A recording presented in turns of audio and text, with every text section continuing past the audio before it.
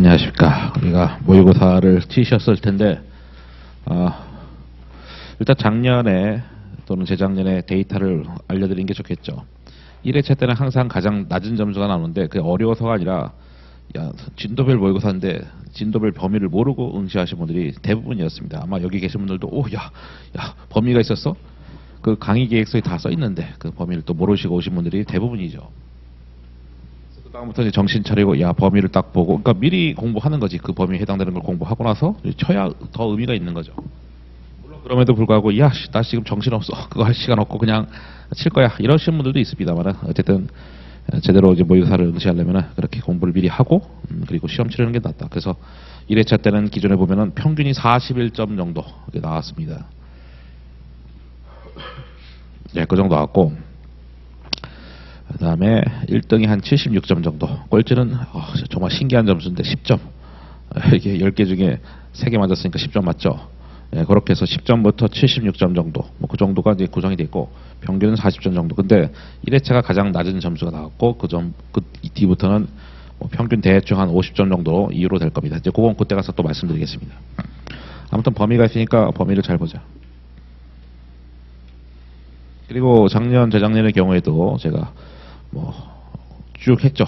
그 1회부터 6회까지는 안 쉬고 쭉 했습니다. 그래서 체력이 됐었으니까. 올해는 모르겠습니다. 체력이 안 되면 중간에 한번 쉬고, 되면은 쭉 할 겁니다. 그 다음에 7, 8회는 40문제 전범이기 때문에, 걔는 제가 체력적으로 안 될 거기 때문에 한번 중간에 쉴 겁니다. 그래서 1회부터 6회까지는 안 쉬고 쭉 하는 식으로 한 방에 하겠다. 그럼 이제 잡소리 그만하고 이제 시작하겠습니다. 강평이겠죠? 여러분은 문제를 보고 나서, 당연히 시험 보고 나서 이제 보는 겁니다.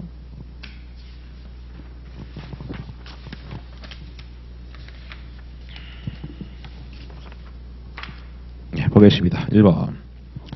41번에 정답은 5번이죠. 빠르게 보겠습니다. 그거 틀린 거부터 왜 틀렸는지.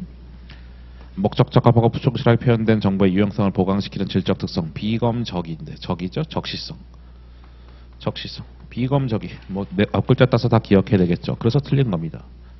나머지는 다 봤지만 이제 빠르게 보시죠. 중요성은 성격이나 규모 측면에 기업 특이한 측면의 목적적합성. 그래서 중요성은 성격적 측면, 어떤 질적인 요소, 그 다음에 규모, 또 양적인 중요성이겠죠. 그래서 숫자로 나타날 수 있는 규모 측면과 숫자로 나타날 수 없는 성격 측면 두 가지 중요성이 다 있고, 기업마다 중요성이 다 다르다는 얘기가 기업 특유의 목적적합성이다, 이런 얘기죠. 그 다음에 예측 가치를 갖기 위해서는 예상치일 필요는 없다. 그렇죠? 많이 봤던 문장이고, 세 번째, 보강적 질적성을 적용하는 것은 어떤 규정된 순서를 따르지 않는 반복적인 과정이다. 보강적 질적성이 아까 비검적이었잖아요. 이런 것들은 다 계속적으로 반복적으로 적용된다는 얘기고, 하나의 보강적 질적 특성이 다른 질적 특성의 극대화해서 감소될 수 있다. 예를 들어서 우리가 목적적합성 또는 표현의 충실성, 이런 것이 근본적 질적 특성이잖아요. 목적적합성하고 표현의 충실성, 이런 근본적 질적성을 위해서 보강적 질적성이 감소될 수도 있다. 어차피 이게는 보충적인 질적 특성이 불가한 거기 때문에. 검증 가능성은 뜻을 쭉 써놓은 것이죠. 검증 가능성은 서로 다른 관찰자가 어떤 서술이 반드시 일치하지 않는다 하더라도 의견이 일치하는 속성. 그러니까 어느 하나의 항목에 대해서, 동일한 항목에 대해서 어느 정도 의견이 일치하는 속성, 동일한 항목에 대해서 어느 정도 의견이 일치하는 속성, 그것이 검증 가능성이죠. 그걸 이제 쭉 써놓은 것이죠. 좀 더 빠른 속도로 갑시다. 이 속도로 가면은 끝이 안 납니다. 42번에 정답 1번. 답부터 체크하고. 어디가 틀렸냐? 이거는 현행 가치가 아니라 반대 개념, 역사적 원가겠죠. 역사적 원가의 반대가 현행 가치잖아요. 역사적 원가는 과거의 금액이고 현행 가치는 현재의 금액이 되겠죠. 그래서 그렇게 해서 얘는 또 틀린 것이다.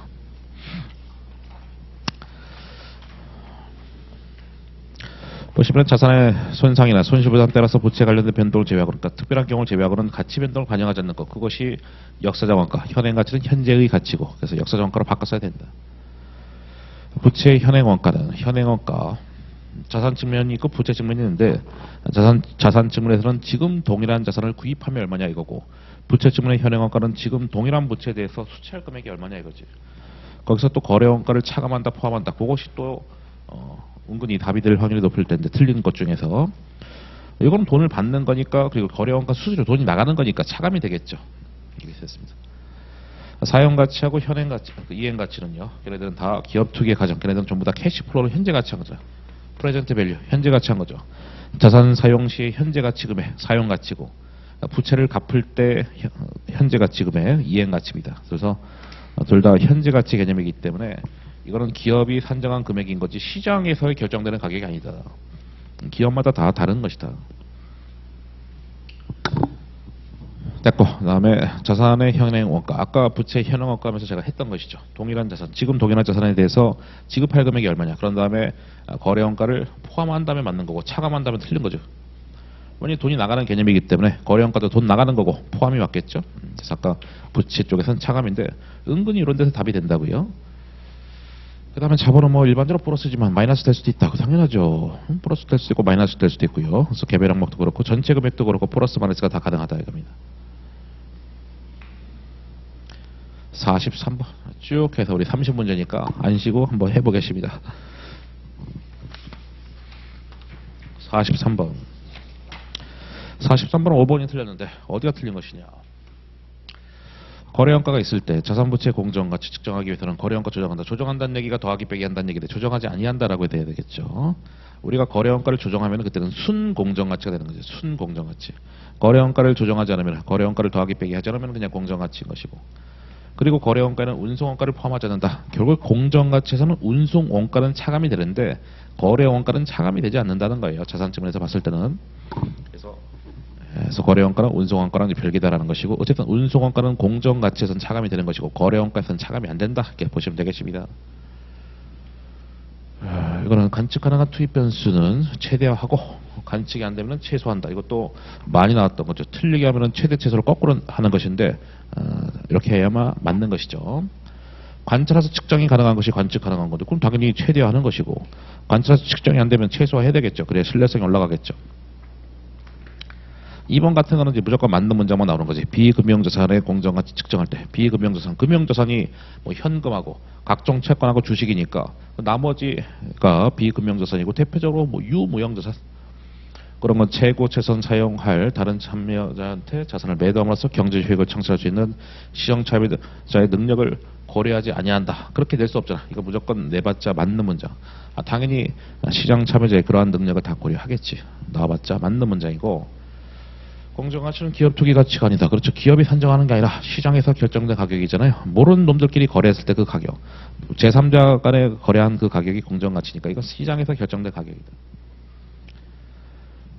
자산부채 교환 결의에서 자산을 취득하거나 부채를 인수하는 경우에 거래 가격은 자산을 취득하면서 지급하거나 부채를 인수할 때 받는 가격이다. 그래서 이건 유입 가격이다라고 하는 것이죠. 반면에 공정가치 유출 가격이지.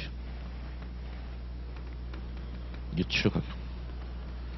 그러니까 장부에서 유출된다. 장부에서 빠질 때 가격이다. 자산 팔았을 때 금액. 그 다음에 이거는 자산을 구입할 때 금액이니까 자산이 재무제표에 꽂히는 거잖아. 유입된다. 유출 가격은 장부에서 빠져나간다는 것이죠. 자산 팔면은 자산이 빠져나가는 거니까 그렇게 해서 거래 가격은 장부에 꽂히는 금액이니까 자산은 취득할 때, 그다음 부채를 인수할 때. 그 자본의 자산 또는 대변의 부채 뭐 이럴 때 가격이다. 그래서 공정가치하고 반대 개념이라 보시면 되겠습니다. 44번. 44번의 정답은 3번인데 역시 왜 틀렸냐? 걔부터 보자. 본문에서 중요하지 않다고 판단돼서 구분 표시하지 않은 항목은 주석에서도 구분 표시할 수 없다. 아니죠. 그러니까 기본 재무제표에서는 회계 처리 안 했어. 하지만 주석에서는 회계 처리할 수도 있는 거잖아요. 당연하지. 그래서 걔가 틀린 것이다.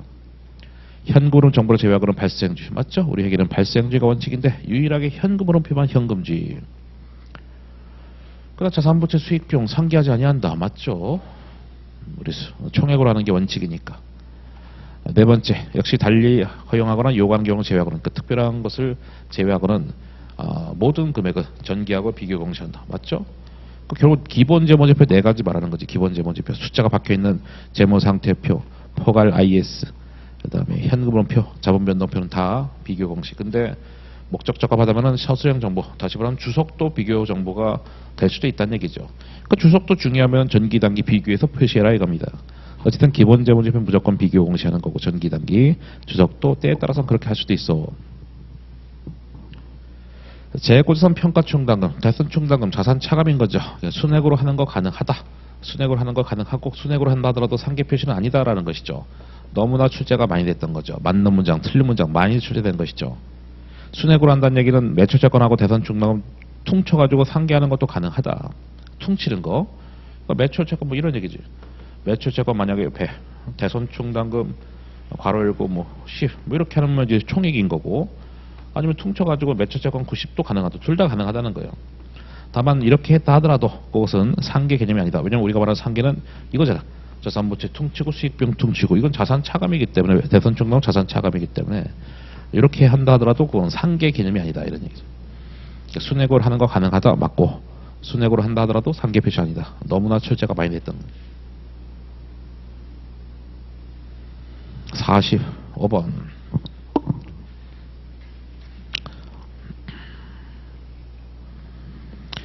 예, 45번 갑시다.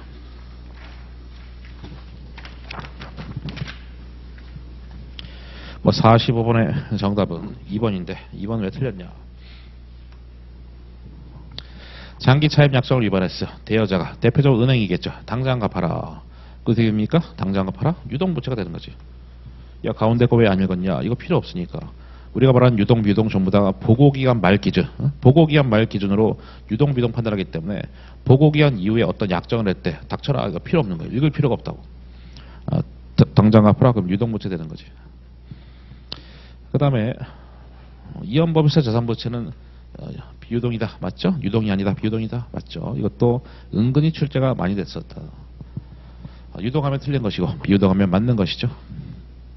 세 번째, 변경된 표시 방법이 더 목적적하고 신뢰성이 있다라고 했을 때 비교 가능성이 저하지 않을 때는 변경한다. 그러니까 우리가 재무제표 표시 방법 바꿀 수가 없는 게 원칙이지만은 더 신뢰성 있고 목적적하다면은 바꾸는 것도 가능하다, 이런 얘기죠. 긴 걸 다 제가 읽을 수 없잖아요. 여러분 일단 풀었으니까 제가 또문또문 읽고 있는데 핵심만 읽고 있죠. 네 번째, 아유 너무 길다. 극히 드문 상황으로서 IFRS 요구사항 준수하는 것이 오히려 개념 체계에서 상충이 된다. 그래서 오해를 불러일으킬 수 있어. 그래서 그때는 어떻게? 이러한 요구사항으로부터 일탈을 의무화하거나 금지하지 않는다면은 IFRS 요구사항을 달리 적용할 수 있다. 그러니까 결국은 개념 체계하고 기준선 따로따로 갈 수 있다는 얘기죠. 따로따로 갈 수 있다는 얘기죠. 일탈을 의무하자. 그러니까 하지 말라고 해라. 그러니까 하지 말라, 일탈. 뭐 하지 말라 이런 얘기지. 일탈을 금지한다. 뭐 일탈을 의무한다는 거는 하지 마. 일탈을 금지한다는 건 해라, 이런 얘기지. 참 뭐 영어식 표현이니까 말이 어려운데, 일탈을 의무한다, 하지 마라, 일탈을 금지한다, 해라, 뭐 그런 게 아니라면, 그러니까 하지 마라, 해라, 뭐 이런 거 특별한 거 아니라면은, 강제 사항이 아니라면은 다르게 적용할 수 있다, 이런 뜻입니다. 중요한 거는 달리 적용한다. 뭐 꽁문이지. 뭐 항상 말 문제에서는 가장 중요한 게 꽁문이에요, 꽁문이. 이것도 그렇잖아. 일본도 분류한다면 그러니까 분류한다면 틀린 건데 분류하지 아니한다면 맞는 것이고, 이것도 꽁무니가 답이 되듯이 항상 중요한 게 변경하지 아니한다면 틀린 것이고, 항상 마지막이 중요한 거야. 가운데 부분들은 그냥 생략하고 읽어도 됩니다. 그것도 고수들은 그렇게 하는 거죠.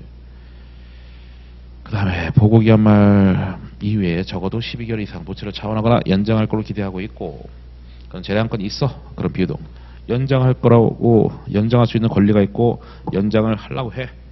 비유동이 되는 거고, 만약 그런 재량권이 없으면은 1년 안에 갚는 거니까 유동부채가 되겠죠. 여기서 포인트는 재량권이 있다 없다, 여기가 달라지는 거예요. 재량권이 없으면은 유동부채, 재량권이 있으면은 비유동부채, 딱 거기만 보시면 되는 겁니다. 다른 거는 볼 필요 없는 거예요. 그게 고수하고 중수의 차이는 거기서 나는 겁니다. 고수들은 딱 그거만 보는 거예요. 다 하고 어차피 물론 이제 초고수지, 여기만 보는 거예요. 다른 거 안 보는 거예요. 틀리면 거기서 틀리게 하기 때문에. 그것도 공부를 많이 해야 그런 감이 생기는 거고, 근데 그게 이제 감이 생기려면은 10회속 이상은 되어야 그게 생기는 거죠. 46번. 46번은 5번이 틀렸는데 얘는 왜 틀렸냐? 영업이익은 포함되지 않았지만 기업 성과를 반영하는 그 밖에 수익 또는 비용이 있다면은 결국 조정 영업이익은 본문이 아니라 걔는 주석상이죠.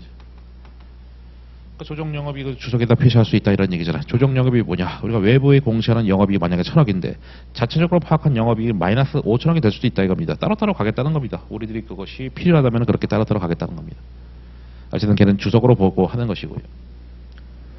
1번은 본문의 영업이익을 구분해서 표시하도록 요구하고 있다. 그렇죠? 이것은 뭐 2012년 10월 정도에 개정이 돼서 영업이익은 이제 필수가 된 거죠. 그전에는 필수가 아니었었거든요.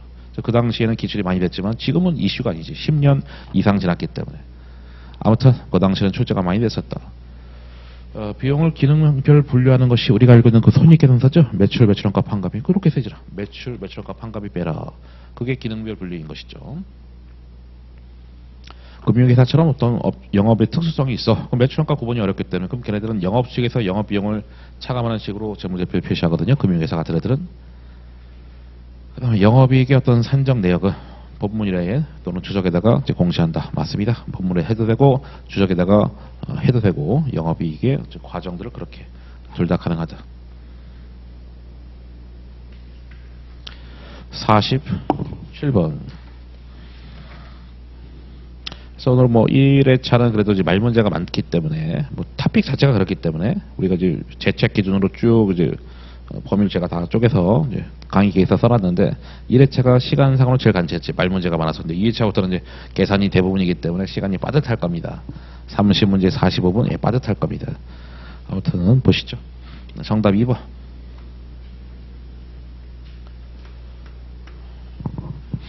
현금흐름표 일정 기간의 영업투자 재무활동 틀린 문장이 없죠. 현금 유입 유출. 그다음 재무상태표는 일정 시점의 재무상태.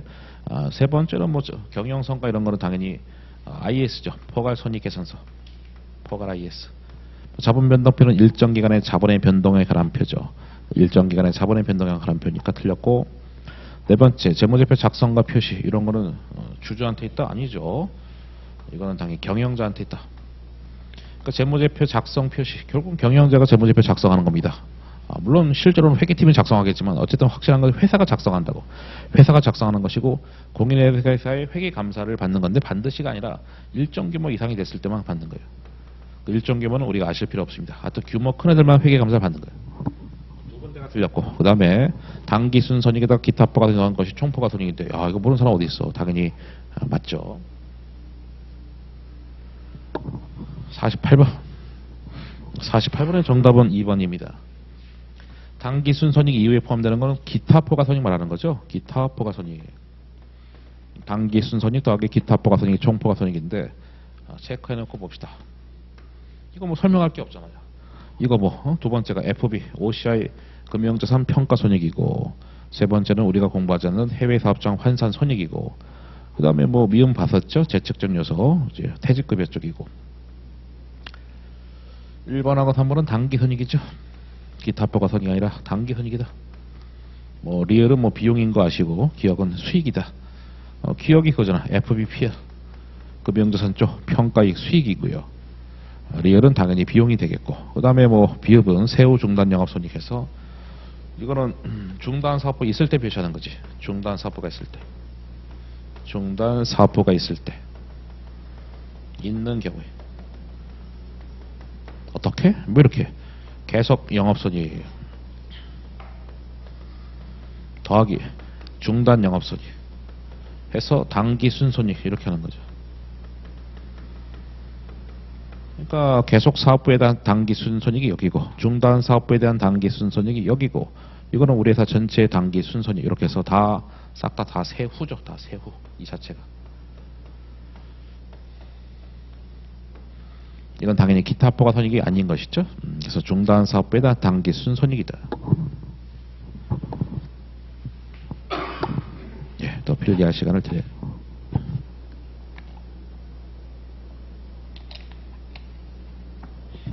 그 다음에 49번. 어쨌든 풀어봤으니까 빠르게 해도 다 될 거라고 봅니다. 49번에 현금이 어디냐 해서 뭐 답은 뭐 2번이고 지급길이 도래됐다. 만기가 도래됐다는 얘기죠. 뭐 국공채 이자표든 뭐 어음이든 간에 만기가 도래됐다 해서 맞고 그 다음 또 요거는 뭐 장기금융 상품이죠. 당좌 거래를 탔을 때, 당좌 거래를 했을 때 우리가 보증금을 납입할 텐데 해지하기 전까지 인출이 안 돼. 해지하기 전까지 저게 인출이 안 돼. 근데 해지를 일반적으로 1년 안에 안 하기 때문에 장기 금융 상품이다. 그 다음 당좌철은 단기 차입금이죠. 마이너스 당좌예금인데 걔는 단기 차입금. 수입인지는 뭐 그냥 소모품이고요. 소모품 B. 우리 현금인지 아닌지만 발랄하면 됩니다. 그 다음에 우리 수표자 들어가는 거에서 현금이 아닌 거, 부도수표 현금 아닌 거 알겠고, 선일자 수표도 현금이 아니죠. 이거는 발행일이 미래이기 때문에 일종의 어음 성격입니다. 만기가 있는 그런 성격이지. 발행일이 미래이기 때문에 선일자 수표도 현금이 아니다. 지폐동전을 우리가 뭐 통하다라고 하잖아요. 통화 맞고. 그 다음에 이런 단어가 중요한 게 아니라 취득일로부터 만기가 3개월 이내 도래돼야 돼요. 취득일로부터. 여기는 3개월 이내 도래가 아니고 여기 3개월 이내 도래가 되기 때문에 이 세 가지만 해서 정답 2번이 되겠다. 그 다음에 50번.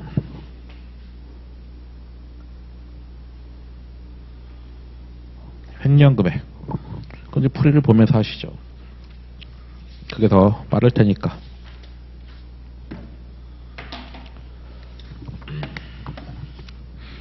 네, 그래서 횡령 금액은 그거잖아요. 수정어 금액하고, 그러니까 회사 측하고 은행 측 차이 나는 것이 횡령 금액이다 했었습니다.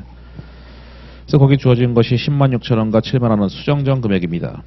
야, 수정 전이라는 얘기가 없어. 그럼 다 수정 전이지 당연히. 뭐 수정 후라는 얘기가 있을 때 수정 후 금액이 되는 것이고, 아무 말 없으면 당연히 수정 전 금액입니다. 그러니까 거기 있는 네 줄 글씨를 다 볼 필요 없는 거예요. 그냥 숫자만 딱 보고 회사 10만 6천, 은행 7만 딱 집어넣고 당연히 수정 전이고, 질문이 있는 거 횡령 금액은 이제 수정 후 금액 차이 나는 금액이 횡령이다. 은행 미기입니까? 은행이 기입하지 않았다. 은행이 딱 플러스 하는 것이죠. 근데 은행 수수료 뭡니까? 은행에 수수료가 있는데 회사한테 통지하지 않는 거지. 회사는 모르고 있습니다. 그 비용을 모르고 있으니까 빼야 되겠죠. 기발행 빈출 수표. 이건 보자마자 알아야 되겠죠. 기발행 빈출 수표는 은행 측 차감. 이거는 더 이상 설명할 게 없겠죠. 수표를 회사가 발행했는데 거래처가 은행한테 지급 제시하지 않아서 은행이 지급을 못하고 있는 상황이고, 그럼 회사는 수표를 발행했을 때 당자예금 차감했는데 은행은 차감 안 했으니까 은행 측 차감이다. 그래서 기발행 빈출 수표는 보자마자 은행 측 차감하셔야 되겠다.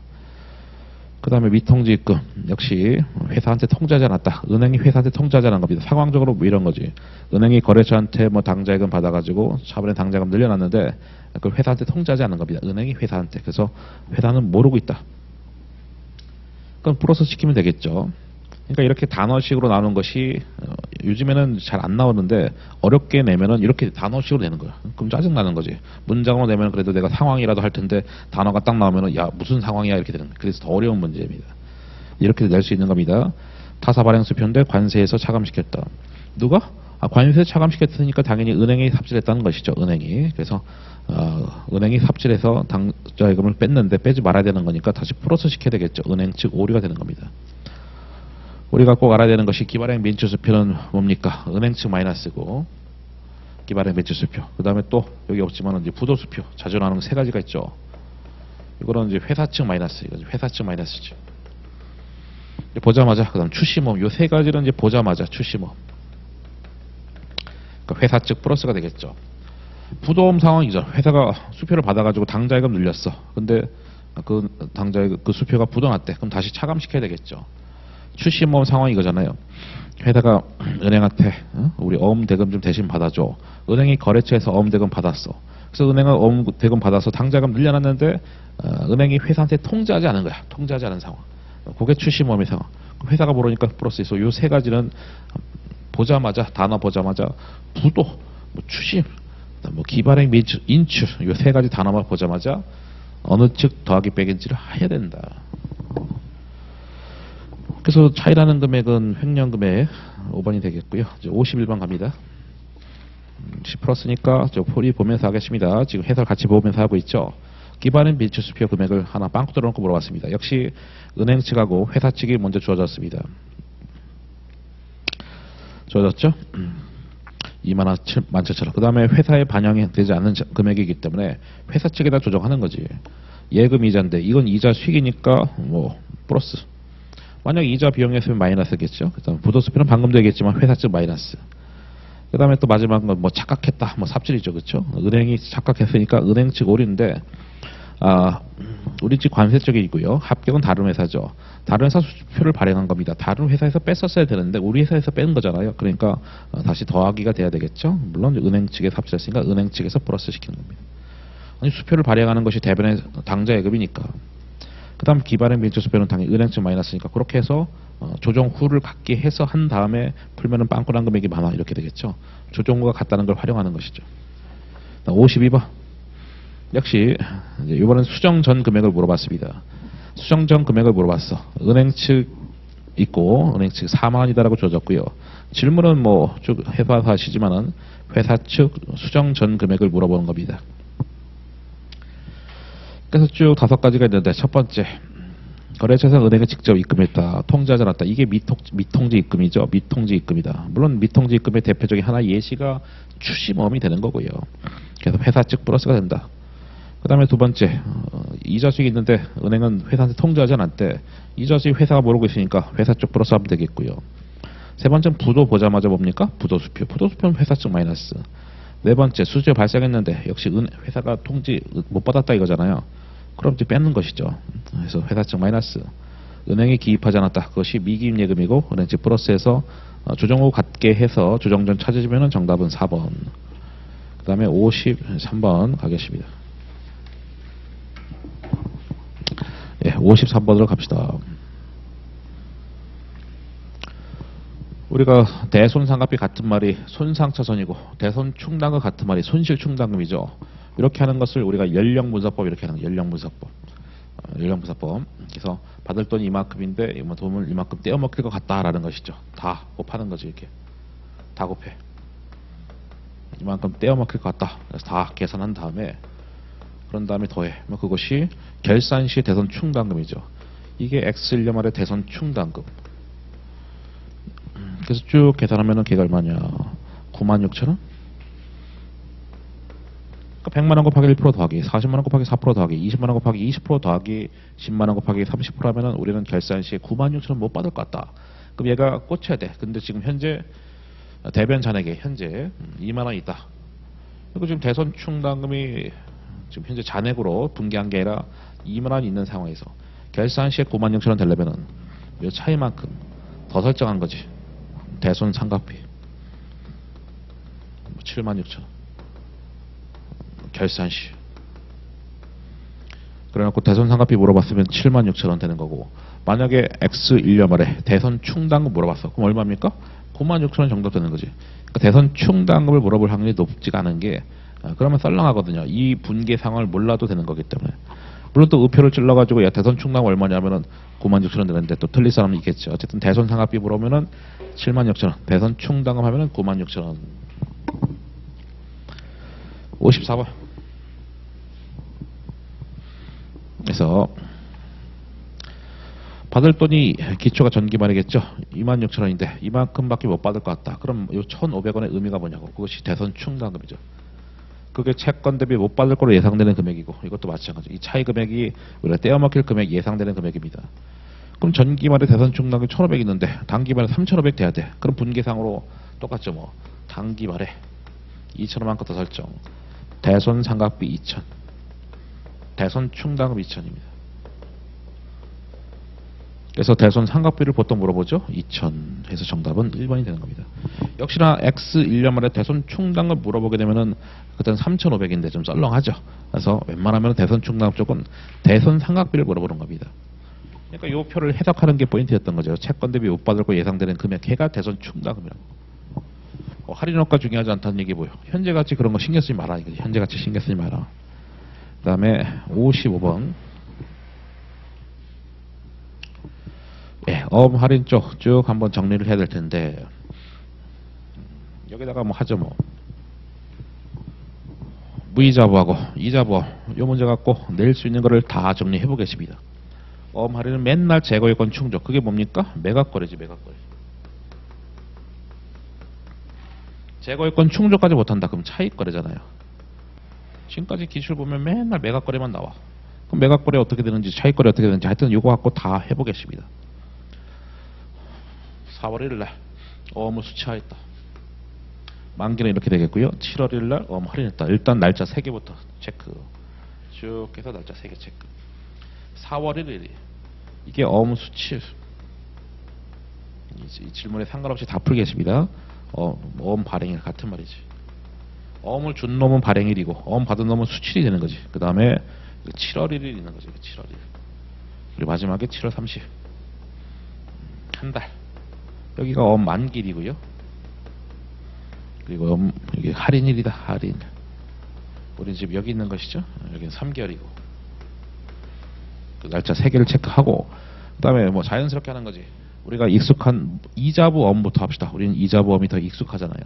액면가 120만 원. 만기 되면 돈 얼마 받을 것이냐. 또 표시이자도 받는 것이죠. 표시이자 120만 원 곱하기 10% 그리고 전체 만기는 4개월입니다. 12분의 4. 여기가 12만 원에서 4만 원 되겠지. 그러니까 만기 되면은 124만 원 받을 것인데 내가 돈이 없어서 할인했다 이겁니다. 그래서 뭐 질문 자체로 뭐 매출자권 처분 손실 물어봤는데 어쨌든 뭐 질문 상관없이 다 한다 했었죠. 먼저 현금 수취액 계산하고 두 번째는 어음의 가치 계산한다. 이걸 뭐 1번, 2번을 하고 그다음 3번 매출채권 처분 손실이죠. 매출채권 처분 손실 이거잖아요. 그래서 걔는 2번 빼기 1번이 매출채권 처분 손실이 되는 것이고 먼저 현금 수채 120만 원 받을 건데 은행한테 갔다가 수수료 갖다 바치는 거지.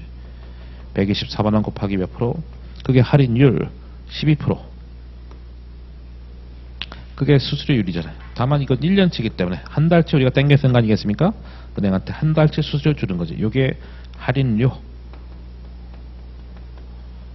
야, 할인료. 야, 자리가 빡빡하다. 그래서 좀 지우겠습니다. 자리가 없어. 이 문제로 쭉 잘 정리해보자. 그래서 계산을 합니다. 그럼 걔가 얼마야? 할인료가 일단 12,400원이고요. 여기가 12,400원이고. 그래서 124만 원 빼기 12,400원 하면은 1 227600. 저도 계산기 검증.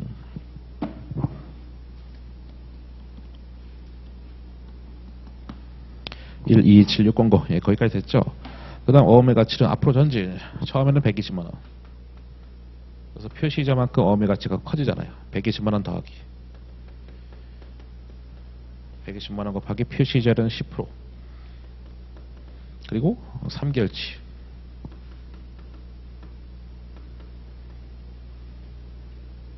물론 이 부분이 이자 수익 부분이 되겠죠. 이자 수익.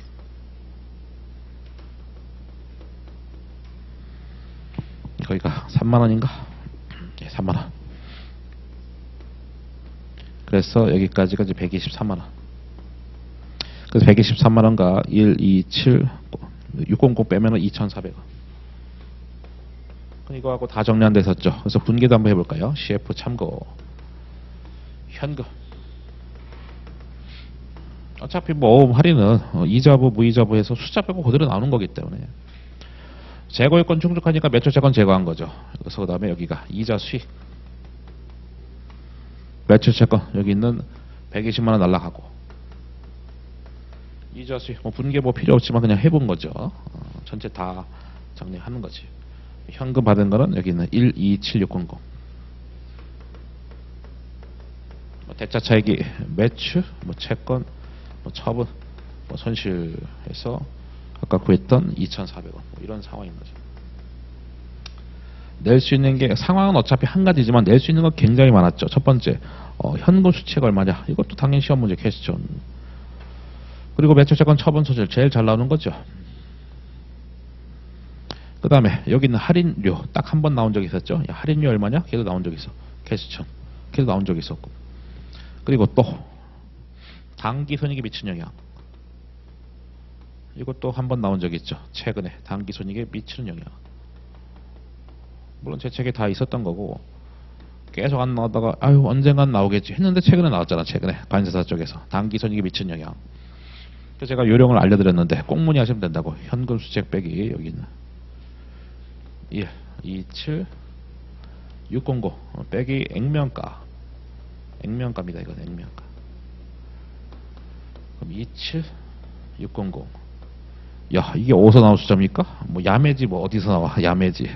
FM은 이거잖아. FM은 이자 수익 요거하고 매출채권 처분 손실 두 가지 합친 그거 두 가지 합친 것이 27600이죠. 플러스 2760. 그건 FM이고 제가 야매로 알려드렸잖아요. 그냥 현금 수채 이 현금 수책에서 액면가 빼면 된다고. 제가 그걸 다 검증해봤다 해서 자체적으로 제 수업 시간에 하진 않았지만은 제가 기본 강의 때부터 항상 그런 거니까 저를 믿고 따라오세요라고 했었죠. 그래서 현금 수책, 할인료, 매출자금 처분 소실, 단기 손익이 미치느냐 이렇게 낼 거리가 너무나 많다. 이번에 이제 무이자부 갑니다. 일단 얘부터 정리. 어차피 뭐 어업 할인은 이거 하나만 잘 풀면 됩니다. 이거 하고 이제 무이자부.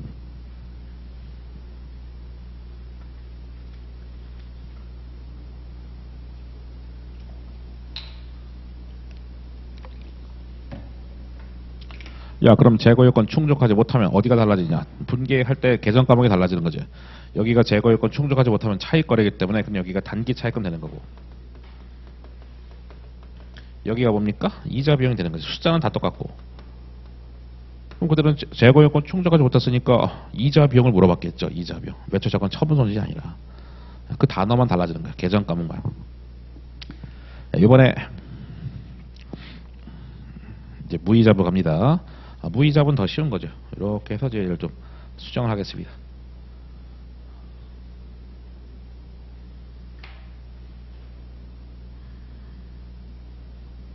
무이자부가 연습이 덜 돼서 그렇지 사실 더 쉬운 거죠.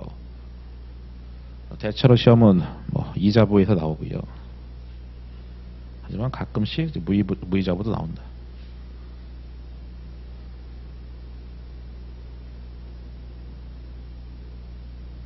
적당히 지었습니다. 빠르게 해보죠. 뭐 얘는 여기 표시자가 없잖아요. 그래서 현금 수치 120만 원 빼기 할인료 갖다 바치는 거지. 그 할인료가 12%. 그리고 한 달치 수수료 준다. 역시 얘도 할인료 수수료죠. 뭐 할인료 120만 원 곱하기 12% 곱하기 10분의 1 12,000원. 걔가 12,000원이야. 120만 원 빼기 12,000원 하면 걔가 현금 수치 188 뭐 000. 그다음 어음의 가치는 뭐 120만 원 더하기 표시자인데 없으니까 120만 원이지 뭐. 끝났네. 이거하고 이거 차이. 그럼 12,000원? 예, 12,000원 되겠네. 그러니까 더 쉬운 거죠 사실. 역시 이것도 분기에 참고를 합시다. 매출자금 하고 여기 이자 수익이 없잖아요. 이자 수익 없죠. 이거 없다. 현금 받은 거 188 000 매출자금 처분 손실 12,000원 이렇게 되겠죠. 단기 손익이 미친 영향할 때 제가 현금 수치 여기서 액면가 빼면 된다 했었죠. 120만 원 마이너스 12,000 이렇게 되겠지. 물론 그 마이너스 12,000이 매출자금 처분 손실 뭐 걔랑 여기서는 같은 거죠. 이자 수익이 없으니까. 예, 정리. 할인은 어차피 숫자 빼고 그대로 나오는 거기 때문에 그냥 이렇게 한 문제 잘 푸시면 된다.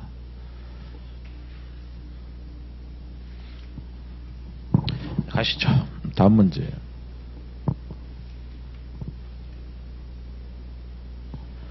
예, 56번은 뭐 정답이 5번이고요. 틀린 거 골라라.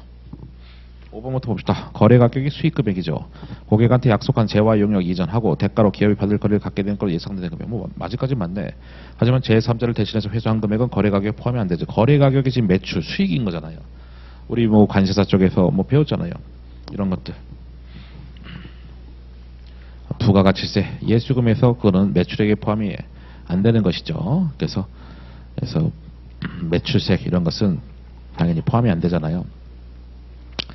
그래서 뭐 부가세에서 공부하셨을 거고 뭐 그런 거 모른다 하더라도 내게 아닌데 당연히 매출이 아니다 이렇게 될 수 있겠죠. 앞부분까지는 다 맞는데 D가 틀렸다 이겁니다. 걔는 포함이 안 된다. 1번은요. 환불할 거로 예상되는 경우는 환불부채, 거래가격 차감 그렇죠. 돈을 받았어. 차변의 현금 대변의 매출. 그 중에서 일부분 돈을 못 받을 것 같아. 환불될 것 같아. 환불될 것 같아. 그러면 어떻게 됩니까? 매출 차감하고 여기다 환불부채 쓰는 거지. 그래서 100을 팔았는데 그 중에서 한 20이 환불될 것 같다. 그럼 이렇게 해서 매출 차감하고 거래 가격이 매출이죠. 매출 차감하고 환불부채 인식한다. 맞죠? 두 번째, 거래 가격이 변동대가 포함됐을 때 비슷한 가격이 많은 경우는 기대값. 기대값은 뭐 결국은 평균치를 말하는 거지. 평균치를 계산한다. 하지만 결과치가 두 개일 때는 평균치 쓰지 않고 가장 높은 금액이 적절한 수익 금액이 된다는 얘기죠. 그래서 빵원을 받을 수 있고 1,000만 원 받을 수 있어. 둘 중에 확률 높은 것이 이거야. 그러면 1,000만 원 가자는 얘기지. 근데 그런 것이 가질 수가 여러 가지 상황이. 그럼 그거는 평균값 때리겠다는 거예요. 기대값이. 다 했단 얘기죠. 세 번째는 뭡니까? 추정치가 너무 불확실하다. 그래서 그 금액 충실하게 나타나지 못한다. 결국 이건 뭡니까? 오차가 클 거라고 예상될 때. 오차가 클 거라고 예상될 때는 그때는 거래 가격 포함시키지 않는다. 다시 말하면 수익금이 아니다라고 있었습니다. 변동대가의 오차가 너무 클 때는 수익에 포함시키지 말라. 네 번째는 그 다음 상황이죠. 이번엔 그 변동대가의 어떤 불확실성이 해소가 됐어. 그러니까 오차가 줄어드는 것이지. 오차가 많이 줄었을 때는 어떻게? 거래 가격에 포함시킨다. 역시 포인트는 항상 마지막입니다. 포함해야 된다 안 한다. 그것만 잘 보시면 돼. 가운데 부분은 뭐 그런 중요한 건 아니죠. 이미 인식한 누적 금액 중에서 큰 부분을 취소하지 않을 가능성이 매우 높은 정도까지는 포함시켜라 라는 건데, 항상 포인트는 가운데가 아니라 맨 마지막이야. 포함한다 안 한다. 아니다 맞다. 뭐 그렇게 해서 D가 항상 중요한 거야. 이것도 답이 되는 게 뭐 뒤에서 틀렸잖아. 맨 마지막에서. 대부분 그렇다니까. 마지막을 잘 보시라. 그 다음에 57번.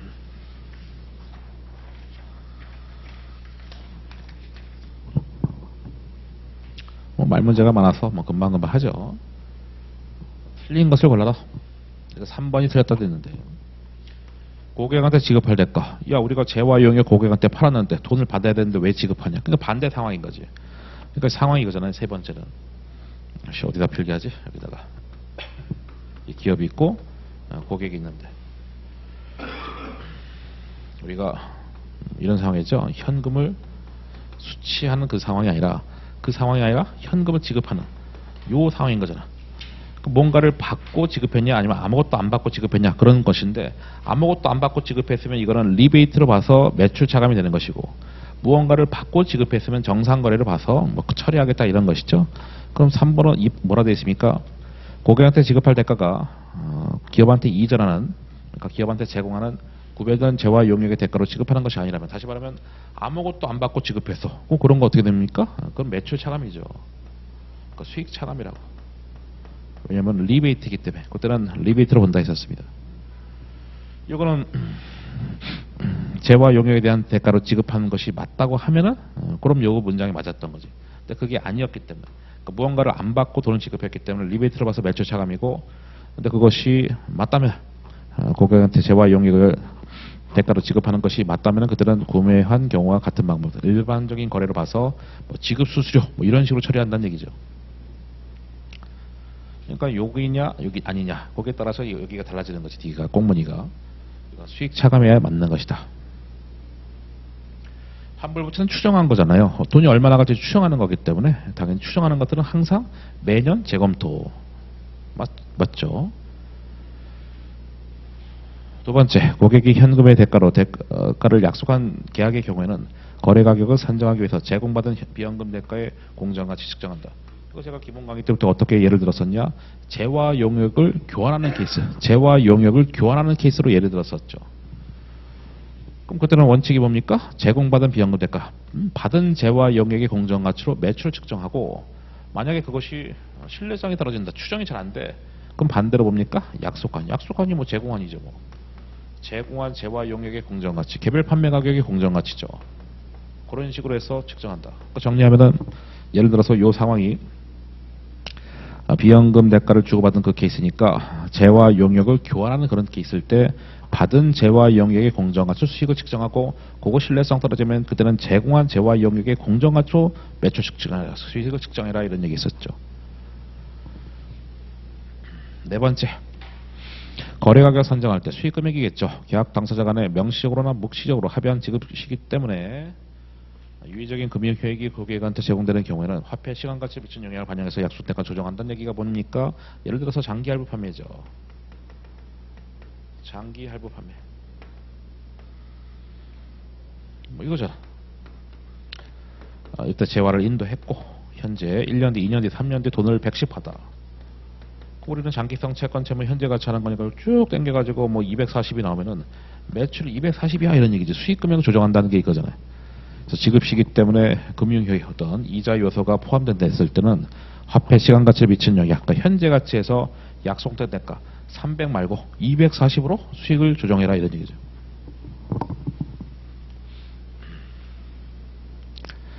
계약을 개시할 때 기업이 고객한테 약속한 재와 용역을 이전하는 시점과 고객이 그에 대한 지급하는 기간이 1년 이내일 거라고 예상됐을 때 대표적으로 단기 할부 판매죠. 아까는 장기 할부 판매였는데 이번엔 단기 할부 판매.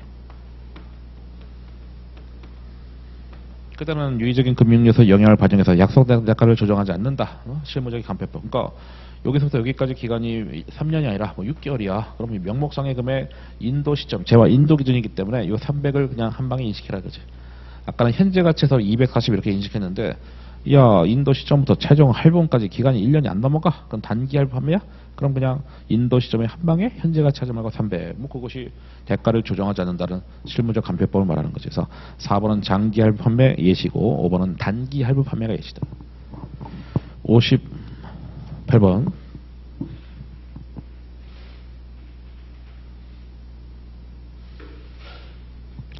예, 58번의 정답은 3번입니다. 예, 틀린 거 골라라. 3번부터 기간에 걸쳐 이행하는 수행 의무의 진행률은 보고회마다 다시 측정한다. 그렇죠. 진행률도 다 추정하는 거기 때문에 추정하는 거는 매년 다시 재검토하는 것이고 진행률 변동된다면 왜 틀린 겁니까? 추정하는 거니까 추정의 변경이고 전진법이죠. 회계 정책의 변경은 소급법이 맞지만 이건 추정하는 것들은 추정치의 변경이니까 전진법이다. 추정의 변경. 1번은 기간에 걸쳐 수행 의무를 이행하는 경우 대표적으로 이거 용역이죠. 그렇죠. 재화는 인도 기준 용역 진행 기준인데 이건 용역인 거죠. 용역의 경우는 진행률 측정해서 한다. 맞죠? 두 번째는 역시 용역은 진행률 측정하는데 비슷한 상황에서는 비슷한 수행 의무에는 그 방법을 일관성 있게 적용한다. 뭐 비슷한 상황에서는 뭐 우리 회계는 항상 그렇잖아요. 유사한 항목 또는 동일한 항목은 항상 동일한 방법 선택해라 이런 거기 때문에 이것도 별거 없고 투입법, 선출법 중에서 네 번째 하나를 선택하는 것이죠. 맞다. 둘 다 되는 것이지 뭐 어느 하나만 된다 하면 틀린 것이죠. 5번 투입법을 적용할 때 고객한테 재와 용역에 대한 통제를 이전하는 과정에서 수행 의무 정도를 나타내지 못하는 투입물의 영향은 제외한다. 그러니까 예를 들어서 만약에 우리가 물량을 500개를 투입할 건데 진행을 할 때 300개를 투입했어. 이런 식으로 진행률을 계산한다 칩시다. 하나의 뭐 예시죠. 근데 원래는 한 200개만 투입하면 되는데 회사 삽질해가지고 300개 투입한 거야. 그래서 진행률이 원래는 40%가 될 건데 60% 잘못 산정된 건데 그러면은 뭐 200개로 해라 이거지. 응? 우리가 삽질해가지고 100개를 더 투입시켰으니까. 그래서 기업의 수행 의무 정도를 나타내지 못하는 투입물의 영향은 투입법에 제외시켜서 진행률 산정하라는 얘기가 그런 의미인 겁니다. 그래서 쓸데없이 뭐 100개의 물량을 더 투입했지 않냐. 뭐 하나의 물론 예시로 한 것이죠. 느낌상 뭔가 뉘앙스가 그렇잖아. 뭔가 제대로 못하는 제외한다. 뭐 그런 뉘앙스니까 상황 정확하게 몰라도 뭔가 맞는 것 같잖아요. 하여튼 이런 상황인 겁니다.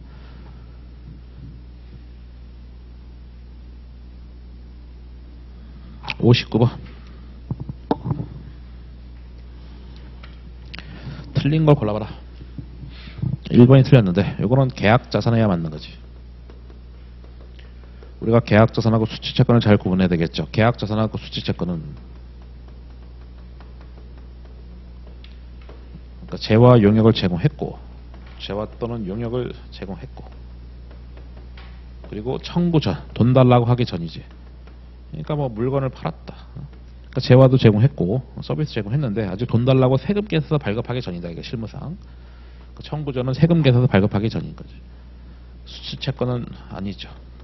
이거는 청구 시 돈 달라고 청구한 겁니다.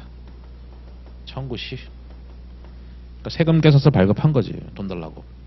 그때는 이제 무조건적인 권리가 있는 거지. 돈을 받을 수 있는 무조건적인 권리가 있다. 그러니까 세금 깨서서 발급했고 받을 권리가 확실하게 있는 것이 수취채권이고 대표적으로 뭐 매출채권, 미주금 같은 것이 다 수취채권입니다. 그럼 여기는 뭐라 되어 있습니까? 고객한테 재와 용역을 제공했대. 근데 아직 그 권리는 시간의 경과의 조건, 이건 이제 청구의 조건이지. 청구의 조건이 뭐 대표적인 상황인데 청구의 조건이라는 얘기는 아직은 청구 전이라는 얘기죠. 아직은 청구하지 않았다. 그러니까 합치면 뭐요? 고객한테 재와 용역 제공했는데 아직 돈 달라고 안 했어. 그건 계약자산이죠. 그 틀렸고 두 번째는 이제 계약의 정의 부분이 이거잖아요. 계약의 정의가 이럴 거잖아요. 기업하고 고객이 있을 때 기업하고 고객의 양쪽 다 권리하고 의무가 있어야 계약의 정의가 충족이 되는데 어느 한쪽의 권리만 있으면 계약의 정의가 안 된다 이거죠. 어느 한쪽에 집행 가능한 권리, 일방적인 권리가 있다. 종료할 수 있는 그렇다면 그 계약의 정의를 충족하지 못한다 이런 뜻인 거죠. 왜냐하면 기업하고 고객한테 권리하고 의무가 다 있어야 되기 때문에. 세 번째는 고객한테 재화 용역을 이전하는 활동이 아니라면 수행 의무가 아니다. 다시 말하면 수익 금액이 포함이 안 된다는 것이죠. 제가 집에서 강의를 준비하는 활동이 있다. 그럼 제가 여러분한테 직접적으로 재화 용역을 제공하는 활동이 아니기 때문에 그런 강의 준비하는 건 매출액이 포함이 안 된다는 얘기죠. 네 번째, 길다. 고객한테 약속한 재화 용역, 즉 여기서 말하는 자산이 재화 용역인 거예요. 재화 용역을 제공해서 수행업을 이행할 때 또는 기간에 걸쳐서 이행하는 대로 수익을 인식한다. 물론 여기서 자산은요 재화 용역일 텐데 그 자산을 통제할 때 고객님이 그리고 기간에 걸쳐서 통제하는 대로 이전이 된다. 그리고 고객이 이 자산을 통제할 수 있으면 기업은 수행업을 다 이행한 거고 그때 수익을 인식한다. 뭐 다 맞는 문장이지 뭐. 기업은 재화 용역을 제공했고 고객님한테 통제권이 있고 그랬을 때 기업은 수익을 인식하는 것이다. 이런 것을 길게 기준서 문장 그대로 이제 박아놓은 것이죠. 다섯 번째, 진행률 측정하는 방법에서 산출법은 약속한 재화 용역의 나머지 부분의 가치와 비교해서 지금까지 이전한 재화 용역의 가치 측정해서 한다. 뭐 예를 들어서 뭐 약속한 재화 용역의 가치가 뭐 100층. 야 우리가 100층을 만들기로 했어. 시공사인 우리가 시행사 너네들한테 100층을 만들어주게 했는데 지금까지 이전한 것이 지금까지 완성한 것이 40층이야. 그럼 진행률은 뭐 40%야. 뭐 이런 식으로 하나 예시로서 생각하시면 되겠죠. 쭉 해놓고 이게 투입법이다 하면 틀린 것이고 산출법이다 하면 맞는 것이죠. 60번.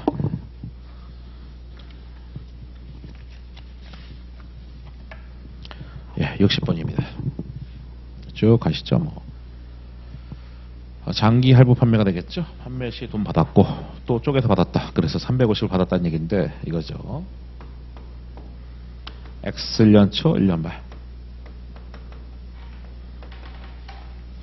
그래서 돈을 받고 물론 재화를 인도했습니다. 그래서 돈을 50만 원 받았고 또 100만 원씩 또 받았어.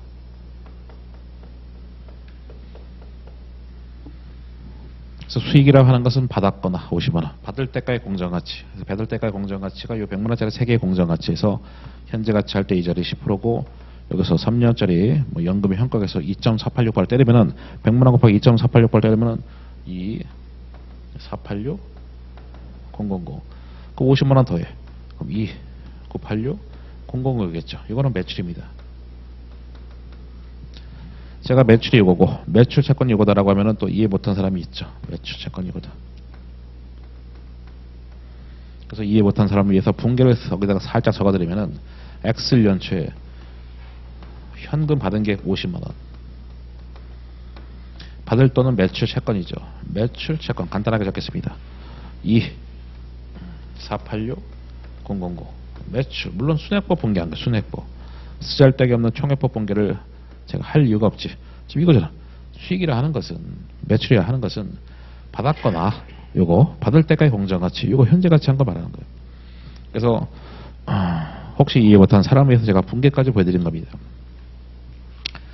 매출액은 얼마냐? 요거 하나 됐고 두 번째 이자 수익은 현재가치 할 때 이자는 장기성 채권 채무에 대해서 현재가치하고 모든 현재가치 이자는 다 기초정부가 곱하기 이자율 아니겠습니까? 물론 그 기초정부가는 채권 또는 채무가 되겠죠. 여기서 채권은 요거죠. 요거 받을 돈 여기다가 10% 기초정부가에다가 10% 때리는 거죠. 물론 그 기초정부가는 매출채권 장부가입니다. 그래서 걔는 248 600 네, 이렇게 해서 하면 되겠죠. 정답은 5번입니다. 네, 매출액 할 때는 50만 원까지 매출액 포함되고 매출채권 할 때는 받을 돈이기 때문에 여기 있는 이 박스 여기가 매출채권이라고. 그게 이 문제 포인트가 되겠죠. 다음 문제 갑시다.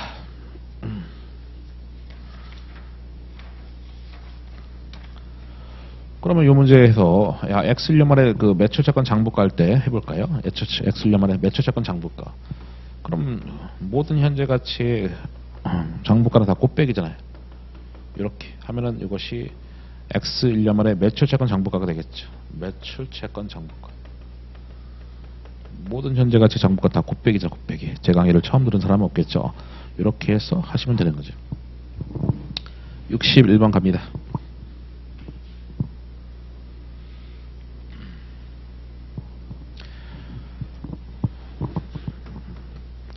X 1년출, 그 다음에 여기가 1년 말, 2년 말. 이때 재화를 인도하고 돈을 받은 거죠. 100만 원 받았다. 그러니까 장기 할부 판매는 상황이 반대죠. 장기 할부 판매는 재화를 인도하고 돈을 나중에 받는 건데 이건 돈을 받고 나중에 인도하는 케이스죠. 그래서 바로 들이대 봅시다. 요게 100만 원 곱하기 1.1에서 110만 원. 그럼 이게 뭡니까? 계약부채. 계약부채. 야, 나는 이게 계약부채인지 잘 안 돼. 일단 써놨는데 그럼 분계 보시면 되지. 나는 계약부채는 잘 안 돼. 그럼 제가 거기다 써놨을 테니까 분계 보면서 합시다. 풀이. 그럼 맨 밑에 분계를 보세요. 나는 이 상황이 지금 계약부채인지 모르겠어. 그럼 분계 보세요. 차번에 현금 대번에 계약부채에서 내가 재화 용역 제공하기 전에 돈부터 받았다. 그럼 그게 계약부채고 그게 선수금인 것이죠. 그렇기 때문에 내가 미래의 재화 용역을 제공할 의무가 있다 해서 부채야. 그런 다음에 현재 가치 했으니까 어쨌든 이자를 인식할 텐데 당연히 100만 원 받은 게 계약 부채이듯이 100만 원 곱하기 10%에서 물론 내재 이자율 이자 비용 10만 원 하고 그 다음에 항상 분기할 때 기초장부가 곱하기 이자를 따라서 이자하고 현금 주고받은 거 없고 세 번째 대차 차익은 항상 채권이나 채무 그래서 자산부채 지불하면 되겠죠. 여기서는 계약부채 10만 원 지불하면 되겠죠. 실제로 제가 7번에 쓴 것처럼 110만 원이 계약부채가 된 거잖아요. 이것도 장부 깔 때 어떻게 한 겁니까? 곱빼기 한 거지. 100만 원 곱하기 1.1 빼기 현금 주고받은 거 없으니까 된 거. 이것도 마찬가지로 110만 원 곱하기 1.1 빼기 0에서 곱빼기에서 다 한 겁니다. 7, 8 있는 숫자가 그렇게 나온 숫자겠죠. 그 다음에 2년도도 마찬가지야. 기초장부가 110만 원 곱하기 10%에서 이자 11만 원 하고 현금 주고받은 거 없고 대차 차익은 계약부채 지불하면 되겠고 실제로 2년 만에 제가 7판에 쓴 것처럼 121만 원이 된 거지. 그리고 계약부채 121만 원은 없어지면서 어디로 갑니까? 매출로 가는 거죠. 왜냐면은 야 미래 재화 용역 제공할 의무가 있어. 다시 말하면 여기선 제품을 제공할 의무가 있어 해서 계약부채 부채였는데 2년 만에 제품을 제공했잖아요. 그 재화 인도 기준에 따라서 매출로 가는 거죠. 인도했기 때문에 부채가 소멸되고 뭐 이런 식으로 갔던 것이죠. 그래서 모의고사 반칙으로는 굉장히 좀 자세하게 지금 설명했습니다. 그런 다음에 당기손익에 미친 영향은 첫 해는 이자 비용이 있겠죠. 100만 원 곱하기 10%에서 이자. 물론 분기 없이도 할 수 있어야 되겠지. 분기 없이도 바로 해볼까요? 그래서 X년도 당기손익에 미친 영향, X년도 당기손익에 미친 영향 해서 걔부터 해보자. 이게 IS 쪽에서는 예를 내는 것이고요. BS 쪽에서는 뭘 내는 겁니까? 각 시기별 계약부채. 이 자체가 BS의 장부가가 되는 거지.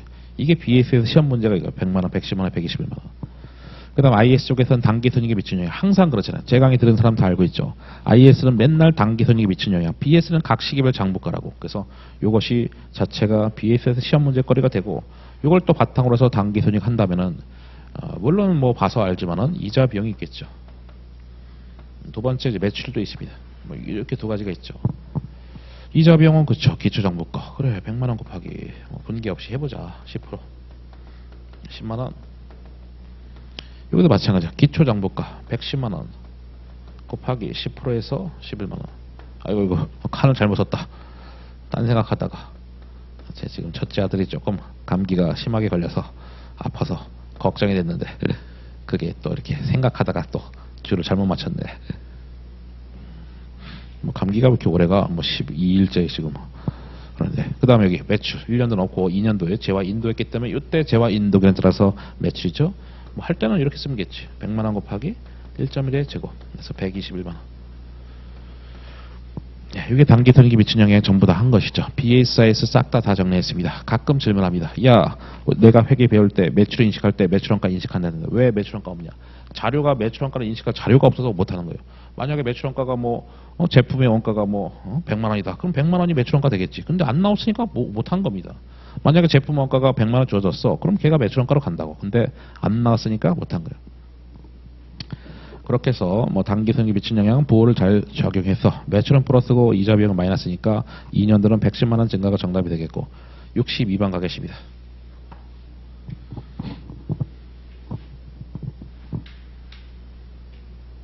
쉬고 하니까 좀 빡시죠. 중간에 한번 쉴 걸 그랬네. 예, 지금 좀 늦었다. 그냥 쭉 갑시다. 개인적으로 체력이 좀 딸리는 시기인데 쉴 걸 그랬네. 예, 뭐 얼마 안 남았으니까 이제 위탁 판매입니다. 위탁 판매도 뭐 나름 정형화된 거죠. 그럼 뭐 질문과 상관없이 그냥 뭐 다 해봅시다. 여기 위탁자가 있고 수탁자가 있다. 여기는 이제 관세가 위탁자야. 여기 위탁자. 합격은 수탁자. 지금 읽어보면 그렇잖아요. 그래서 이제 여기에 대부분의 숫자는 다 위탁자 거지. 매출, 매출원가. 문제랑 상관없이 정리하는 게 중요하니까 그 다음에 또 수수료 갖다 바쳐야지. 여기 있는 수수료가 이제 수탁자한테는 매출이 되는 거지. 매출. 그 다음에 여기는 뭐 나왔는지 모르겠지만 이제 판매 운임비 이런 것도 있을 수 있죠. 판매 운임비. 뭐 있을 수도 있고 없을 수도 있고 문제에 따라서. 그게 단기손익에 미친 영향의 뭐 전부가 되겠죠. 그거 단기손익의 전부. 여기 뭐 그래봤자 매출이 전부 답니다. 이게 낼 수 있는 전부지 뭐. 그러니까 이 문제처럼 쪼개서 물어볼 수도 있고, 아니면 전체적으로 야 위탁자의 단기손익 미친 영향 구해봐, 수탁자의 단기손익 미친 영향 구해봐, 그럴 수도 있는 것이고. 여기서의 가장 중요한 것은 매출원가입니다. 얘가 어차피 제일 어려운 거거든요. 그래서 매출원가만 딱 쪼개서 물어본 거잖아요. 문제를 풀었으니까 바로 한다면은 판매 가격이 있고요, 원가 있고 100개를 발송, 적송한 거죠. 맡겼다. 그 다음에 운반비. 이건 이제 취득 부대비용이잖아. 취득 부대비용. 취득 부대비용이 있죠. 이거 비용처리 아닙니다. 이거 자산입니다. 취득 부대비용. 이건 자산이라고. 재고자산. 취득 부대비용 자산이기 때문에. 그게 또 중요하고. 그 중에서 60%를 팔았다. 그럼 뭐 60개 있지 뭐 60개. 그 다음 수수료는 5%. 오케이. 다 됐네. 여기는 이게 판매 운임비 안 나왔죠? 그럼 또 여기다가 야씨 여기 운임비 나왔지 않냐? 이건 운송비, 적송 운임비, 적송 운임비. 이건 적송 운임비예요. 발송할 때 운임비라고. 판매할 때 수탁자가 제3자한테 팔았을 때 운임비는 안 나왔다고. 그러니까 판매 운임비 없어요 여기. 매출은 60개. 너도 팔았어? 너도 60개. 당연히 이렇게 판매 수량 공통이겠죠. 그 다음에 2,000원. 2,000원에 파는 것이고. 12만원? 수수료는 뭐 12만원 곱하기 판매한 금액이 5%이기 때문에 5%. 이 문제랑 상관없이 풀고 있습니다. 6,000원. 그리고 수탁자의 매출은 그 6,000원이 되는 것이고요. 매출원가가 주인공인데 여기 있는 1,400에다가 적성 운임비가 우리 주인공이라고. 적성 운임비. 적성 운임비는 색깔 다르게 해봅시다. 여기는 8,000원 갖다가 100개로 나눠야 되겠죠. 8,000원을. 그럼 단가는 80이 됩니다. 어떻게 나온 거래요? 적성 운임비 8,000을 100개를 맡겼으니까 단가로 하면 단위당 80원이 된다. 그래서 1,480이 단가야. 60개 곱하기 1,480. 그럼 걔가 88,800원? 88,800원. 그래서 뭐 매출원가, 수수료, 뭐 판임배, 운임비는 여기 없고, 여기서 뭐 물어본 거는 요 88,800원 이거 하고 여기는 6,000원 두 개가 정답이니까 정답은 2번이 되겠죠. 하지만 뭐 이것뿐만 아니라 우리는 다 할 수 있어야 되겠습니다. 여기다가 판매 운임비가 있었으면 더 좋았던 거겠죠. 어쨌든 뭐 됐습니다.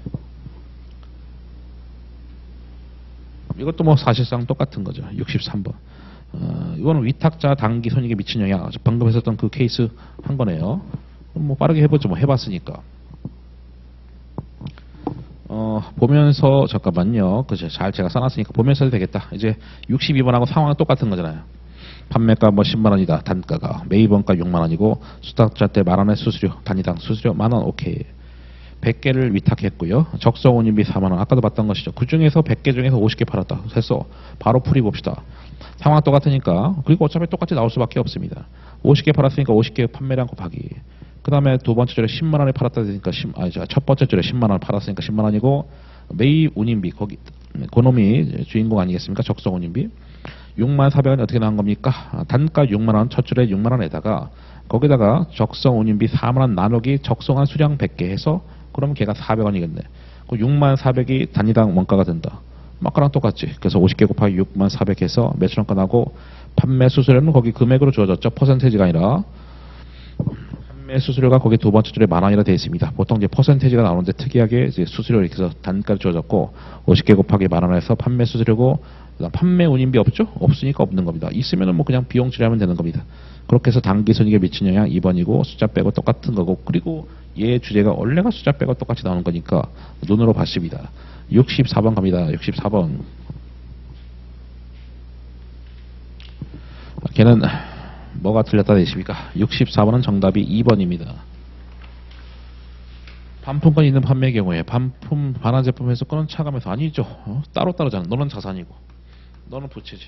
별개로 가는 것이죠. 별개로. 반환 제품 해석권 별개로 가는 거잖아. 그래서 이 문장은 순액으로 표시한다 이런 거니까 틀린 겁니다.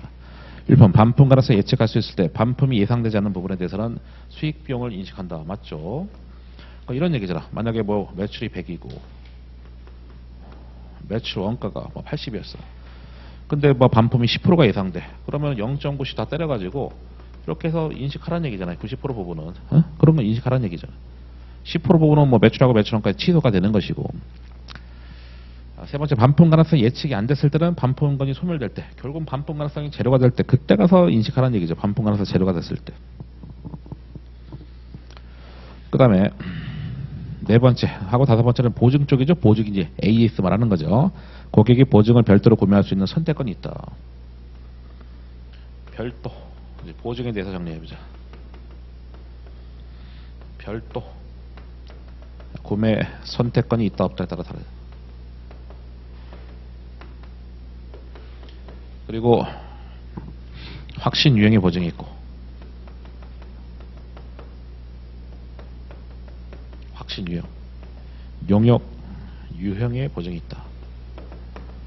그러니까 별도 그 보증이 지금 AS인데 AS를 돈 주고 샀습니다. 그러면 그 AS 용역, AS 용역 지금 그게 보증 용역이죠. 뭐 걔를 이제 수익을 인식할 거냐 말 거냐가 그게 지금 포인트가 되는 거죠. AS 돈 주고 샀으니까 당연히 별도로 이제 수익을 인식하는 것이고, 그 다음에 용역 유형의 보증도 마찬가지로 수익을 인식하는 것이다 이겁니다. 그래서 이제 물건을 팔았는데 AS 자체가 큰 금액을 차지한다. 예를 들어서 뭐 정수기 팔았는데 매달 뭐 한 번씩 와서 뭐 무상 점검 해준다. 그럼 정수기 무상 점검 해주는 거에 대해서도 어느 정도 일정한 가치가 있을 테니까 정수기 판매하고 그 AS에 대해서 따로따로 하겠다는 것이죠. 그럼 용역 부분 따로 수익을 인식하겠다는 얘기입니다. 확신 유형의 보증은 수익을 인식하지 않겠다는 거죠. 그 보증 용역을 수익 인식하지 않겠다는 것이죠.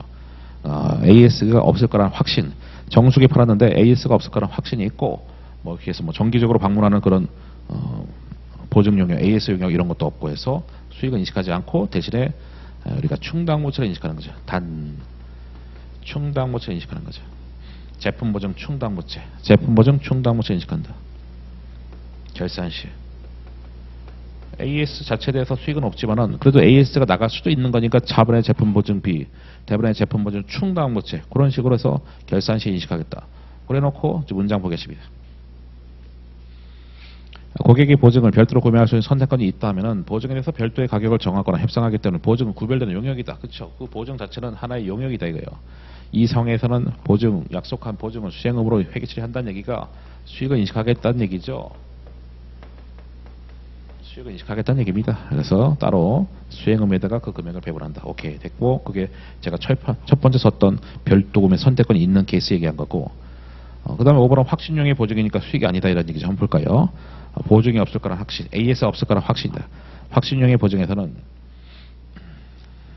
거래 전체를 재화로 봐서 수익을 인식한다는 얘기가 뭐겠습니까? 전체를 재화로 본다는 거기 때문에 용역은 인식하지 않겠다는, 용역은 수익 인식하지 않겠다는 거예요. 대신에 나중에 AS 나갈 부분에 대해서는 제품 보증 충당모치로 이제 부채로 인식하겠다는 것이죠. 다 제가 설명한 것이죠. 그래서 보증이 어렵죠. 65번 틀린 건 5번입니다.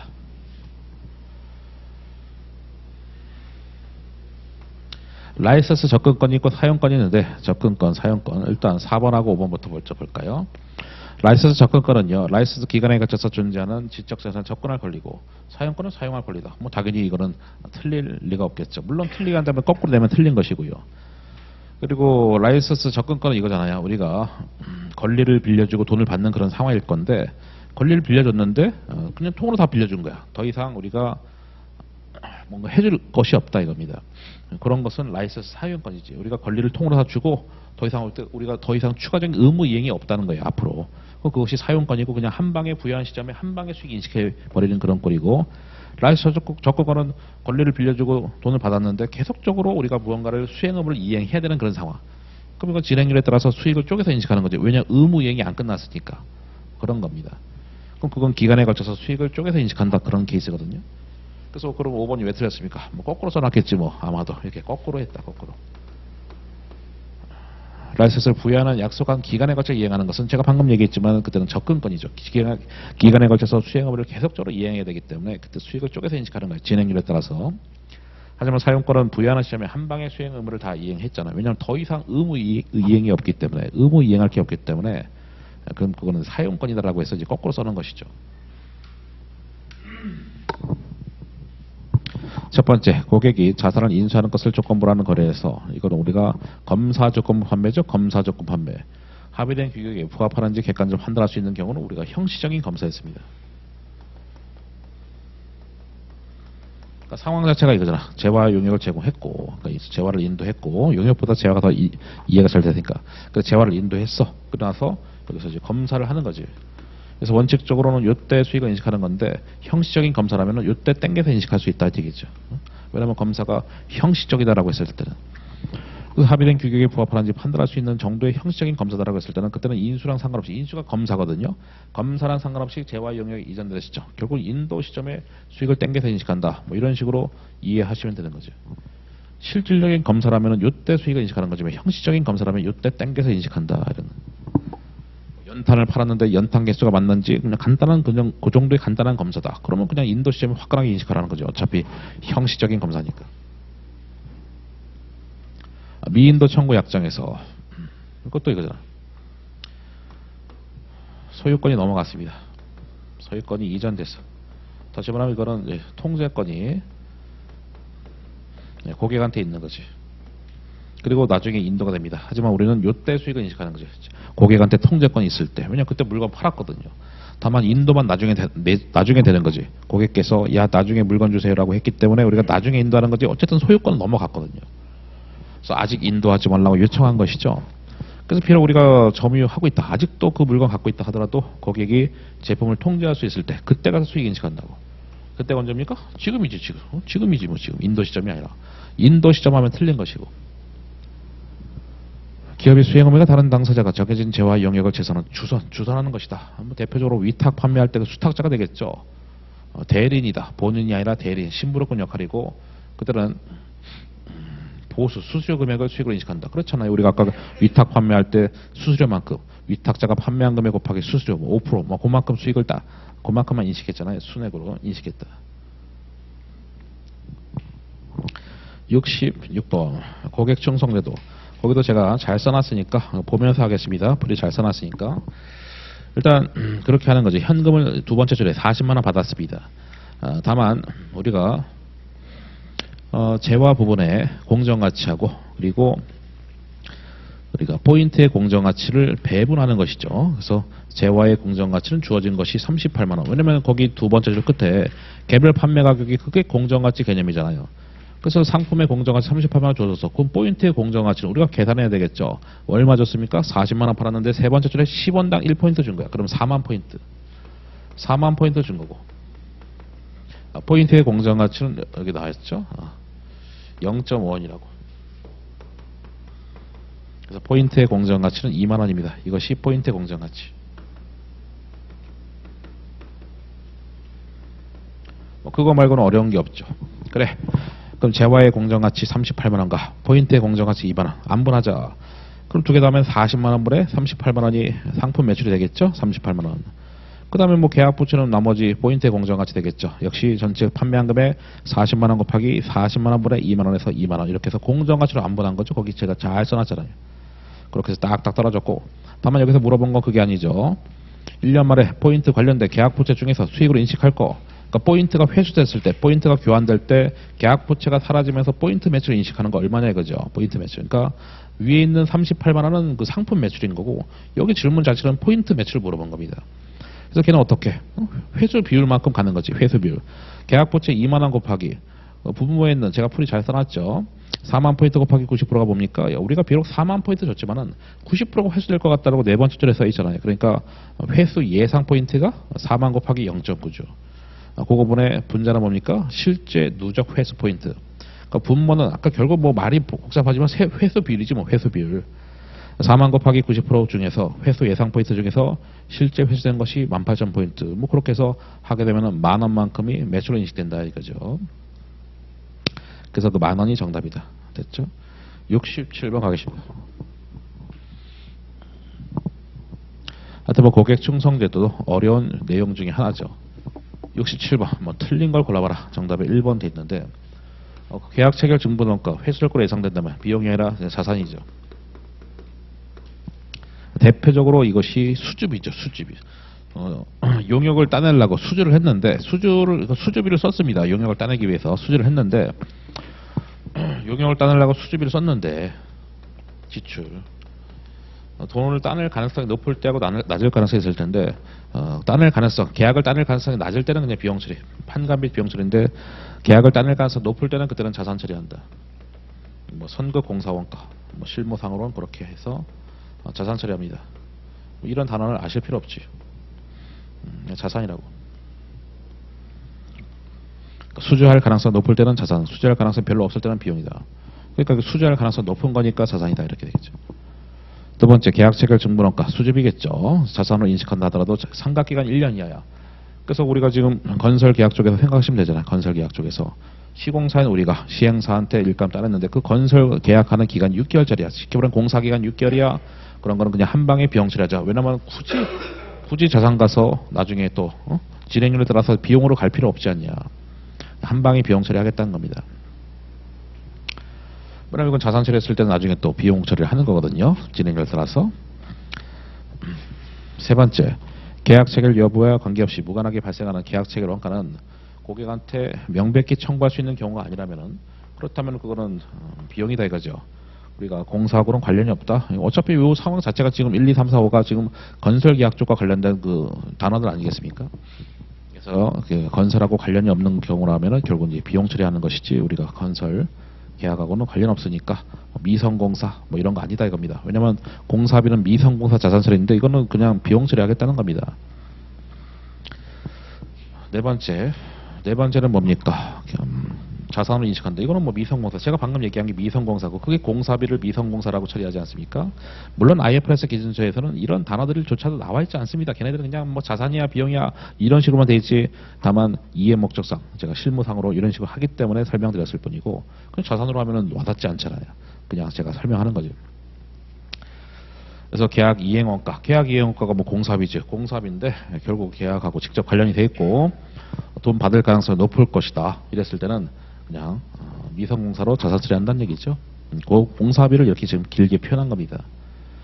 자산으로 인식한 계약 체결 증부원가, 방금 얘기했던 뭐 선급 공사 계약원가 주고 그 다음에 뭐 계약 이행원가, 뭐 미성공사입니다. 이런 것은 뭐라 됐습니까? 상각해서 비용 처리한다. 왜 그런 말을 쓰냐? 아까 얘기했지만은 선급 공사 원가는 자산 처리한 다음에 공사 진행률에 따라서 계약 원가로 다 비용 처리하는 거거든요. 천천히 비용 처리고. 미성공사를 우리가 자산 처리하지만 단기 중에 자산 처리하지만은 결산 시 한 방에 또 계약 원가로 비용 처리하거든요. 그러니까 다 나중에 자산이 없어지면서 비용으로 간다는 것이죠.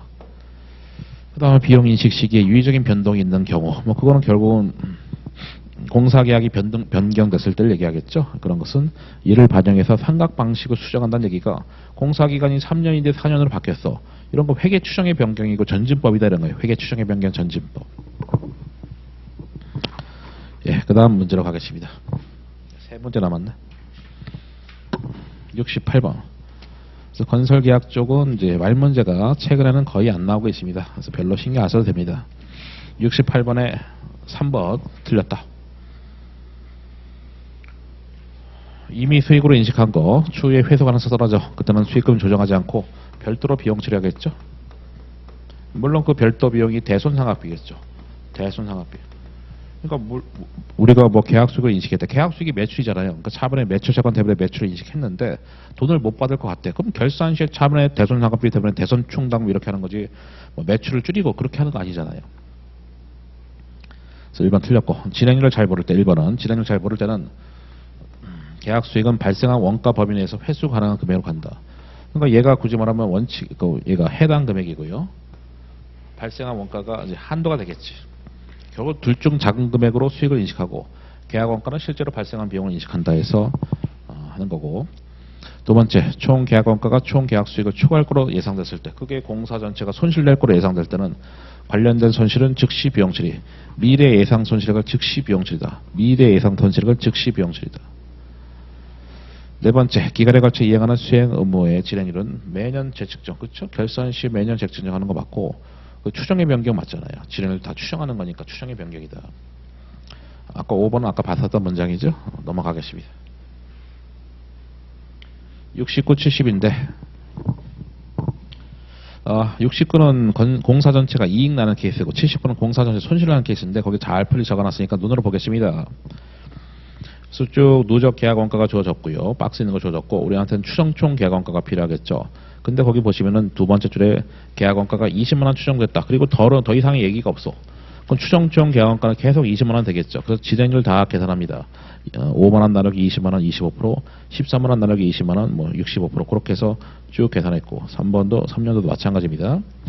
그래서 지금 보기가 1, 2, 3, 4, 5, 9 보기가 보니까 이것저것 다 물어봤어. 그래서 우리가 별회로 약식으로 풀 수가 없는 겁니다. 왜냐면 다 물어봤잖아. 수익하고 뭐 이익, 진을 다 쪼개서 물어봤기 때문에 FM대로 쭉 풀었습니다. 계약원가는 단기에 발생한 비용이 계약원가가 다른 거니까 X년도로 5만 원이고 2년도로 왜 8만 원입니까? 누적 비용이 14만 원이다. 박스에 1년도가 5만 원이면은 13만 원 빼기 5만 원 하면은 단기 거는 8만 원. 3년도도 마찬가지죠. 누적까지 20만 원, 2년까지는 비용이 13만 원이야. 그러면 20만 원 빼기 13만 원에서 단기 비용 7만 원은 계약원가 된다.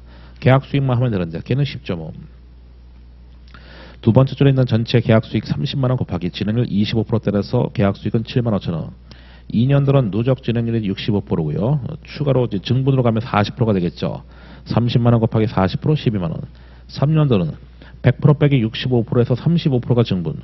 30만 원 곱하기 35% 하면 10만 5천 원. 그렇게 해서 쭉 하시면 되겠고, 그럼 틀린 거는 4번이다.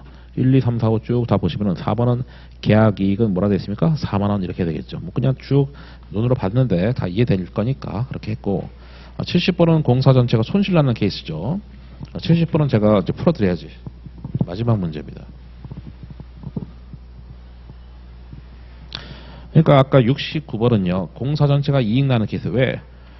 총 전체 수익 금액이 30이고 전체 비용은 추정총 계약원가 20만 원이기 때문에 역전이 안 됐잖아요. 그래서 공사 전체가 이익 나는 케이스인데 70번은 공사 전체 손실하는 케이스입니다. 해보자. 일단 누적 원가가 나왔고요. 그 다음에 추가 예정 원가 더하시면 그게 뭡니까? 추정총 계약원가. 지금까지 실제 누적 발생 원가에다가 추가 예정 원가 더한 것이 그게 추정총 계약원가죠. 그래서 1,600만 원. 또 더해 2,200만 원. 여기는 뭐 공사가 완료됐으니까 없나 보죠. 2,200만 원. 2년도에 계약 손익을 물어봤는데 이게 공사 전체 손실이죠. 그래서 수익 금액 전체보다 비용이 더 커. 2년도에. 그러니까 역전됐잖아요. 그래서 공사 전체 손실 케이스고 제가 별해로 설명을 드리겠습니다. 별해로 X1년도인데 이렇게 됐죠. 누적 계약 손익. 별에는 뭐 계약 기본 강의 때부터 다 했던 거니까 단기 계약 손익 이런 식으로 하면은 그 FM 방식을 할 필요가 없다고. 그 미래 예상 손실액 계산하고 그런 거 할 필요 없다고. 이거 다 했던 거예요. 어차피 수익하고 비용 전체 공통 진행을 때리는 거잖아. 수익 금액 전체하고 비용 전체는 추정총이지. 그렇게 해서 진행률 하면 어떻게 됩니까? 우리가 별해를 쓴다 하더라도 진행률이 필요했었죠. 누적 원가 나누기 추정총 계약원가. 누적 원가 나누기 추정총에서 여기는 50%고 이거는 25%. 뭐 누구나 다 할 수 있겠죠. 곱하기 25%. 그럼 100만 원? 첫 해는 100만 원이야. 하지만 당연히 2년도를 물어봤죠. 2년도를 물어봤고 2년도는 어떻게 합니까? 수익 금액 전체 비용 전체 역전이 됐죠. 그리고 결과적으로 그냥 이렇게 하면 되는 거잖아. 이렇게 야 그게 항상 저렇게 되냐? 야, 모의고사 반 때는 사실 설명 안 해도 되는데 항상 저렇게 되죠. 한 번만 더 마지막으로 보여드릴게요. 언제나 저렇게 된다고. 수익 금액 전체 비용 전체라고. 왜냐면은 원래는 진행률이 50%야. 이렇게 된대. 거기다가 미래 예상 손실액을 즉시 비용 처리. 미래 예상 손실액을 즉시 비용 처리인데 그것을 숫자로 나타나면 이렇게 되겠죠. 시험장 가서 이런 거 하면 안 돼요. 이게 미래 예상 손실을 즉시 비용 처리한 거라고. 그렇기 때문에 결과적으로 얘랑 똔똔 쳐서 없어지기 때문에 항상 남는 거 이거밖에 없는 거예요. 제가 처음에 이거까지 썼었잖아요. 2천만 원 빼기 2,200만 원. 언제나 이거만 남는 거예요. 2년까지 누적이 이렇게 되겠고 1년까지 누적이 이렇게 되겠죠. 그래서 누적 빼기 누적하면은 여기는 마이너스 300만 원이에요. 이런 과정을 시험장 가서 하실 필요 없고 그냥 여기까지 하고 끝내버리면 되는 거야. 결국은 이거 빼기 이거기 때문에 마이너스 3, 정답은 마이너스 300이죠. 그래서 계약 손실 300해서 2번이 되는 겁니다. 그래서 공사 전체가 이익 나는 케이스인지 손실나는 케이스인지 볼 텐데 우리나라 시험은 항상 지금까지 2년도에서 공사 전체가 손실이 났고 어쨌든 최근의 추세는 뭐 건설 계약 쪽이 좀 덜 나오긴 하는데 그래서 그렇게 해서 골고루 그냥 다 샅샅이 다 이것저것 해봤습니다. 쉬었었어야 되는데 괜히 안 쉬었네. 될 줄 알았는데 생각보다 오래 걸렸습니다. 오늘 여기까지 하겠습니다. 수고 많으셨습니다. 감사합니다. 네.